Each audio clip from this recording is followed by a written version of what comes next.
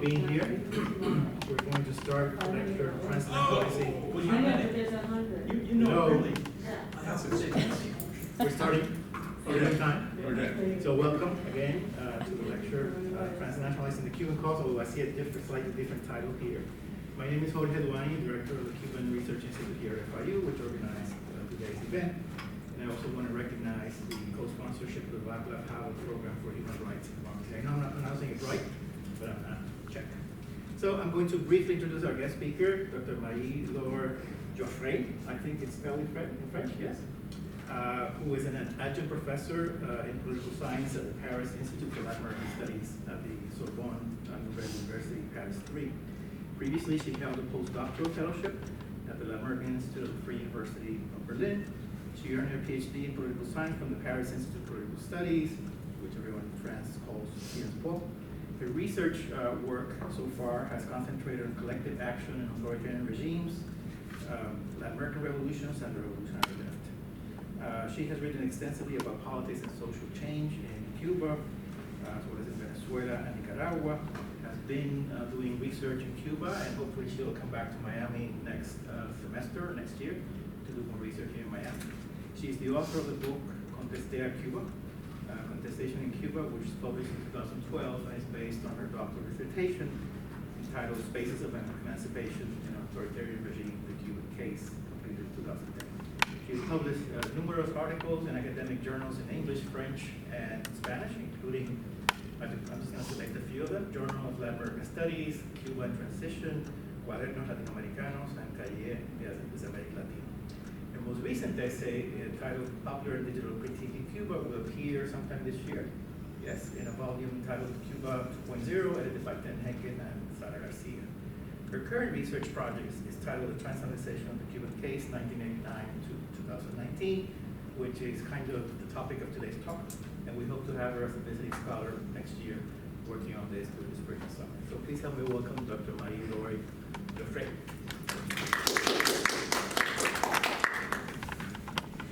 Well, thank you very much, Dr. Duani, for this opportunity to come here and present my work. And thanks a lot to Eva Correa for making this possible. I've sent her so many humorous emails about the organization of everything, so thanks a lot. I wanted to start with something ironical about my being here. It's what does a French academic have to tell a Cuban audience or Cuban American audience about what's going on in Miami and about the Cuban cause, right? Most academic scholarship about Cuban and Cuban American studies is being done here in the US and especially here in Miami, but there are, I think, valuable works also being done in Europe.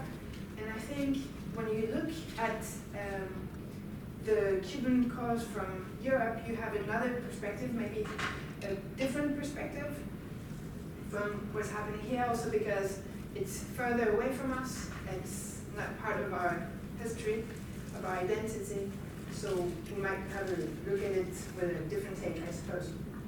So I thought I might bring this fresh look to you and see what you say about this. So my presentation here is going to be based on a work I published last year in a post-communism journal in French. I think the work published does a better job than my presentation, you'll see, because it's the whole reasoning is longer than what I can present in 25 minutes, maybe. What I wanted to focus on is 1989 and Cuban Miami, or 1989 and what I call the Cuban cause, or the space of the Cuban cause, and you'll see why. Most works have been working with 1989 and focusing on what happened in Cuba, on the ideological impact in Cuba, its economic impact in Cuba, social impact in Cuba, with an interest in regime change. Most works about Cuban Miami focused on the first years, from the 60s, or maybe 59, until the 90s, and very few focus on what happened afterwards. What I was interested in is changing the focus and trying to see what 1989 brought to Cuban Miami and what changes it brought to what I call the Cuban cause, or the space of the Cuban, not what I call the Cuban cause, you call it this way, but the space of the Cuban cause. So my interest is less in regime change and more in social movement organization, in transnational circulation between different spaces, because after 1989, a lot of circulations took place between the former Central European communist regimes and Cuban Miami and Cuba. So I'm interested in what it has to tell us in terms of ideological impact, organizational impact, international legitimacy, especially. So as far as concepts, rather than looking at the Cuban cause in terms of diaspora, exile, or ethnic politics, which is the way US scholarships looks at it for many different reasons that have to do with the way ethnic groups and communities and American politics are considered here, I thought it would be different and interesting to look at it in terms of the social space, the Cuban cause as a social space, which does not only encompass Cubans and Cuban Americans, but also other people. That does not only encompass Miami, but other spaces. So I used the term of social space, which is derived from social field, meaning a field of power. Field of power, meaning a political field, a cultural field, an economic field with a high degree of autonomy, professionals working inside of it with a high capacity to control its borders, who comes in and who gets out of it. A social space is derived from social field with the idea that it has less power, a more relative autonomy, and more informality as far as protecting its borders, meaning that amateurs can also step in and participate in the social space. I'm interested in this concept because I think it can help us look at the Cuban cause in a way that is disentangled maybe from US politics and from Miami as a territory. It helps us look at the cause taking into account different kinds of activists that are working for the cause locally, but also internationally. Political activists, but also NGOs, lobbyists, think tanks, politicians in the US and elsewhere, because you have people working in favor of the Cuban cause in Latin America, in Europe, in Central Europe especially. So this helps me capture the transnational dimension of the cause and its new territorialities that are not just confined to Miami. So my presentation was structured in three parts. The first point was the way the Cuban cause was structured before 1989. I'm not going to dwell on this point because you know more than me about this. The second point deals with the reception of 1989 within this Cuban space and the effects it has on the cause. And the third point was the way the cause was taken up was by Central European activists and especially by the Czech diplomacy. As far as the first point, I just wanted to dwell on one element, which is the question of legitimacy.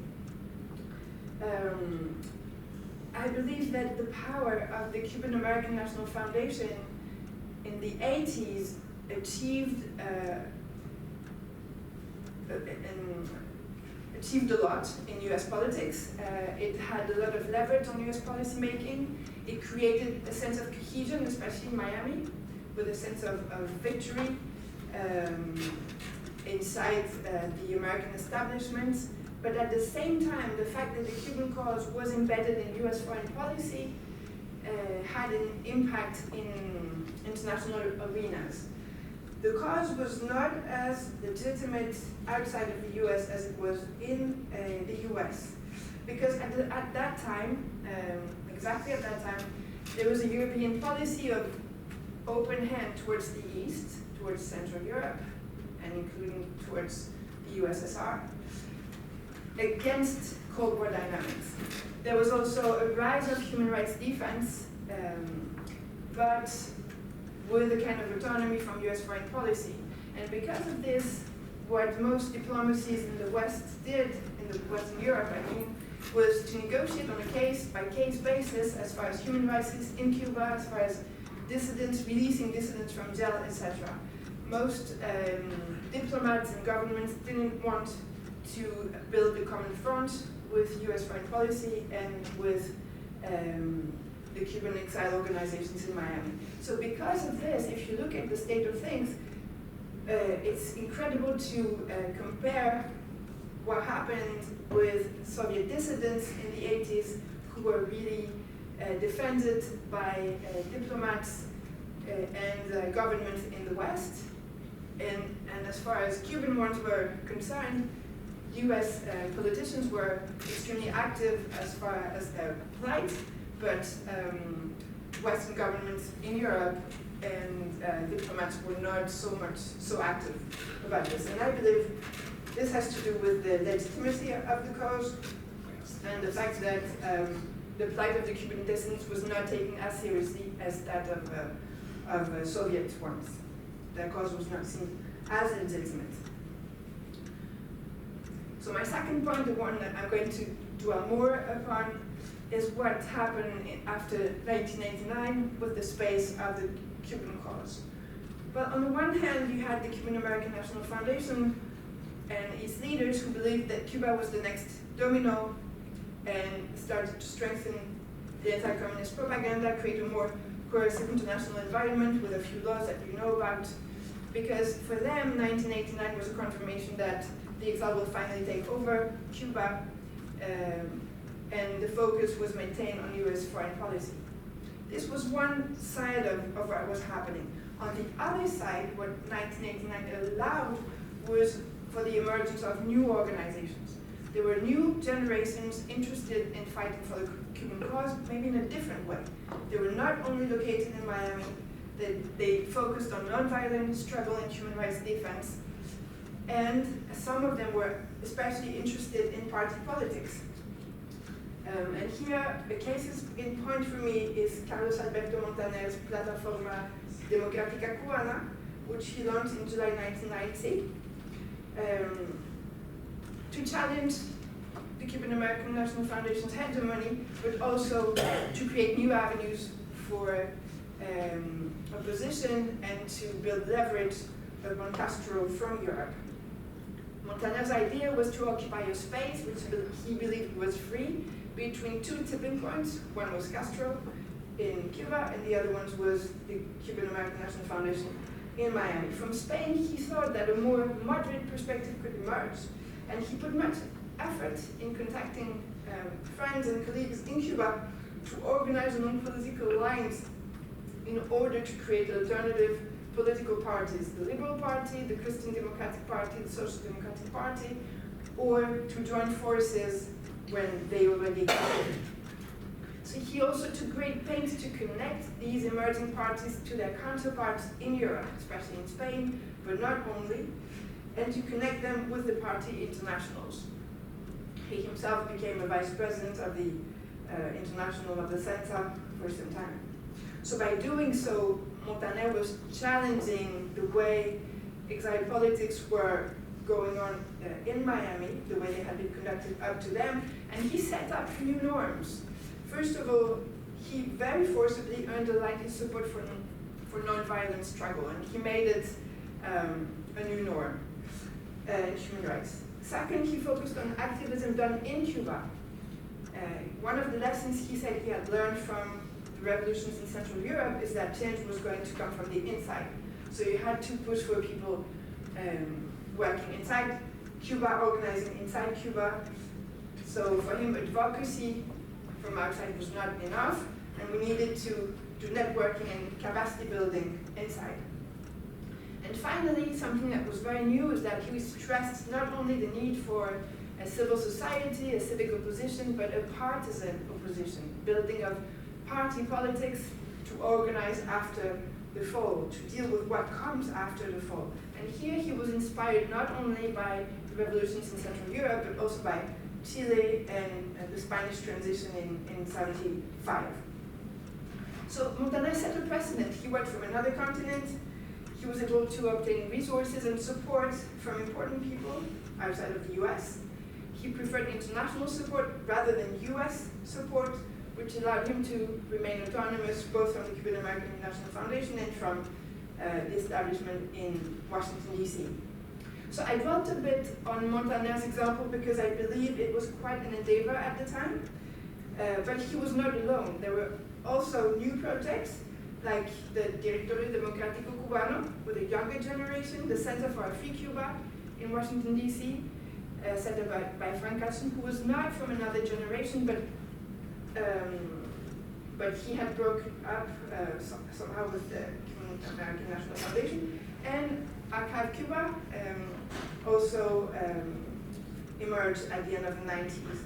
These projects are especially interesting to me because they were set up by people who had a more international or cosmopolitan background. They either were from newer, younger generations, or people who had, because of their migration background, lived in other countries, or studied in other countries, or traveled a lot to other countries. So these people had broader perspectives and a different way to look at a better way to defend the Cuban cause, and especially they thought that they had to go transnational. What struck me in the interviews I did is that they understood 1989 as a global phenomenon. They wanted the Cuban cause to become part of this global phenomenon, and they located it within the broader freedom movements in the world, against the apartheid, against racism, in favor of nonviolence, against all forms of authoritarianism. Those are all elements that stem from the interviews I did. So rather than being so solely anchored on Miami territory or in the US, they wanted to go global.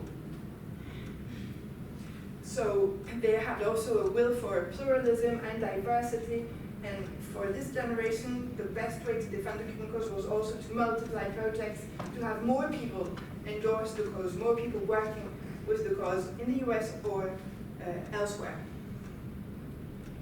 I should have put this earlier on. So these organizations looked for international support in Latin America and in Central Europe. And Center for a Free Cuba in DC was especially active as far as this. And Frank Hudson, who was leading the organization, reached out to former Central European dissidents. He's a quote I put from an interview he did with Postbellum here in Miami in 2017 in a project of oral history and memory. Done in partnership with the organization Postbellum from the Czech Republic. So he reached out to Central European former dissidents, former because the wall had fallen, and he asked these people to become intermediaries between activists in Cuba, US-based organizations, and former Czech Ambassador Martin Paluš, who's here today. He played an important part in this. So similar dynamics took place in Latin America, thanks to the work done by the Directorio Democrático Cubano, especially in Mexico, in Peru, in Argentina. And this situation transformed the space of the Cuban cause. First, because the Cuban American National Foundation was being challenged in Miami and outside of Miami. There was a new competition for funds and for legitimacy, which had consequences for the space of the cause. At the end of the 90s, the cause was less intricate, it was less homogeneous, it was more diverse, more cosmopolitan, more international. It maintained leverage as far as US policy, but it also achieved international recognition. I believe the work done by Ambassador Martin Paluš at the UN and the work done by different organizations in the European Parliament, for instance, achieved quite a bit since the Cuban government was condemned for its human rights record, and Cuban dissidents were recognized as human rights fighters in Europe and internationally. So here are some of the few quotes I use in my text as far as the response given by former Central European dissidents to the demands of the Cuban diaspora. So my third point, which is about the way the cause was taken up in Central Europe, focuses on this international recognition. This international recognition is specifically linked to the work done by President Václav Havel, of course, thanks to his work and his entourage, but not only. a lot of different organizations took up the cause. Here I put a few. Some of them are still working, others are not, others took their place. There's a network in Europe taking care of the Cuban cause and making it heard in different institutions. In Poland especially, there was at the beginning the Lech Walesa Foundation, and in Southern Europe there were also other NGOs such as ARPO. But the Czechs were the most active. They presented their help as something that they said was natural at the beginning, but in fact it slowly became a priority after some time, with the Czech Foreign Ministry, which created the Transition Promotion Program in 2005, focused on human rights and regime change. Cuba was not the only country within that program, but it was one of the most symbolic ones. It was symbolic because Cuba was central as far as the Czech Republic's relationship with the US. It gave Czechs leverage vis-à-vis the US diplomacy, and it allowed the Czech Republic to carve itself a kind of space in world diplomacy. It gave Czech diplomacy identity and leverage. And I put here a quote by Marco Parouche: "Cuba is for us a defining issue. It helps define who we are, what our partners are, who our partners are, and what our role in the world is." So there is idealism for sure, but I also believe there's a dose of pragmatism and strategy for a little Central European country which is trying to exist on the world scene and to build an image of itself as a vivid, democratic country capable of learning from its past. And you can see this in the double-track policy adopted by the Czech government, which focuses on human rights, of course, but also on doing business with different countries, including with Cuba. So, moreover, the Czech Republic has been part of the European Union for the past 15 years.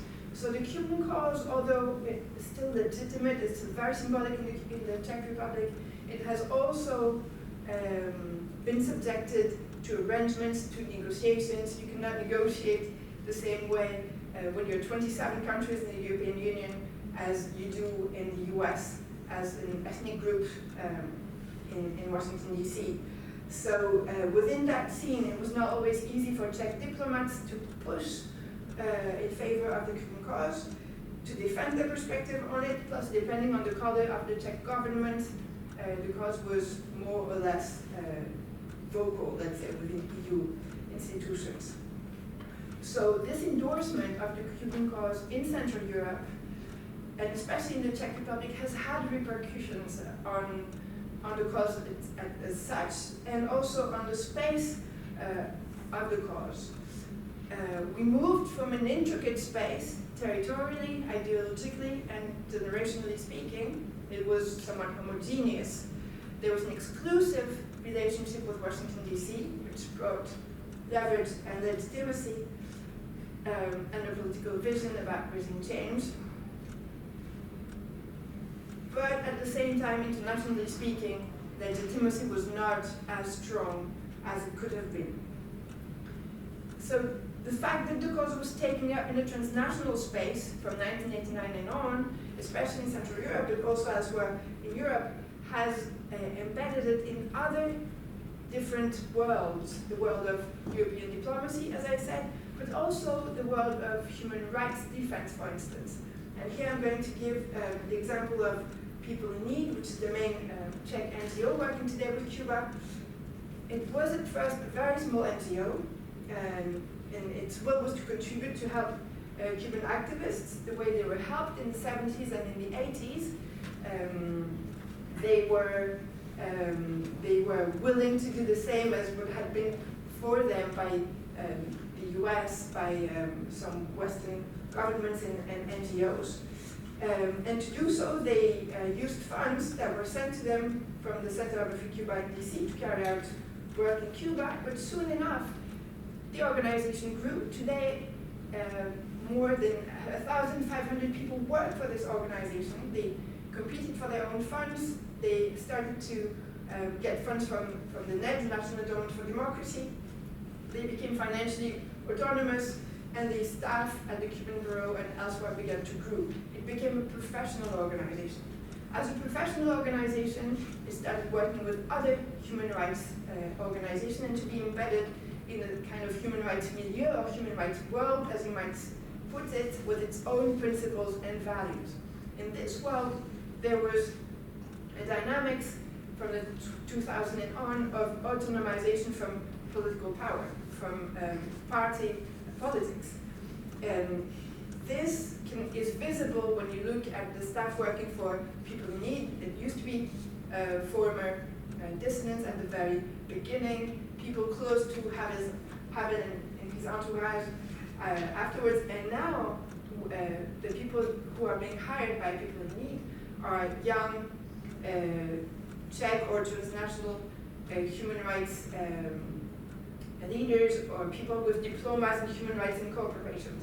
These people focus on human rights as their main theme, and they are further away from party politics. They don't want to have anything to do with politics. For this generation, be it at People in Need, but in many other organizations, Cuba is a cause within a world which defends many causes. Here in Miami, you have organizations with a single cause defending only the Cuban cause. So human rights is their focus, media activism is their focus, and Cuba is a focus among many other situations. So I believe this activism has become more transversal. The Cuban cause has been embedded in other worlds, diplomatic worlds, human rights worlds, which make it a bit, let's say, which has brought heterogeneity to the cause. And heteronomy, meaning that the cause is not as autonomous as it used to be vis-a-vis different spheres. So this is what I tried to put here. Now the cause is less autonomous, although it's more transversal, it's more transnational, but it is shaped by the professional logics of the different sites, the different social spheres in which it is embedded. And we have seen these dynamics at work, for instance, with the negotiations with the European Union and Cuba led by Federica Mogherini. So to conclude, I say that I believe that the 1989 revolutions in Central Europe were a major trigger for the transformation of the space of the Cuban cause, because although work had been done prior to 1989 to trigger transnational support, Miami had remained the central space, the central place where the cause was defined, where it was defended. Today, the Cuban cause is perceived globally as legitimate, whereas at the time it was perceived as the cause of a handful of organizations in Miami and the project of hardline Cuban exile, and therefore it was not that legitimate in the international sphere. After 1989, a new generation of activists emerged and clearly stressed the role that civil society from the inside should have, supported by the international community in the process of regime change. And this is why most organizations created at the time focused on helping civic organizations in Cuba and generating international support. I believe these dynamics have allowed for a great gain in legitimacy for the cause, but they have also made the space of this cause more heterogeneous, more dispersed. Today, I believe there are new dynamics at play in Latin America, with the retaking of the Cuban cause by activists, politicians, and diplomacies on the continent. But this is another chapter to be explored, which I'm working on now, and we'll see what happens. Thank you.